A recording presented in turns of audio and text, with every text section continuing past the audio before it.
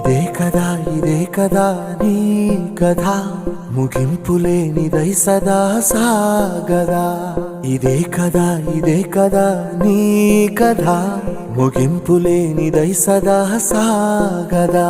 నీ కంటి రెప్పలంచున మనస్సు నిండి పొంగిన ఓ నీటి బిందువే కదా నువ్వెతుకుతున్న సంపద ఒక్కొక్క జ్ఞాపకానికి 100 ఏళ్ల ఆయువుందిగా ఇంకెన్ని ముందు వేచనో అవన్నీ వెతుకుతూ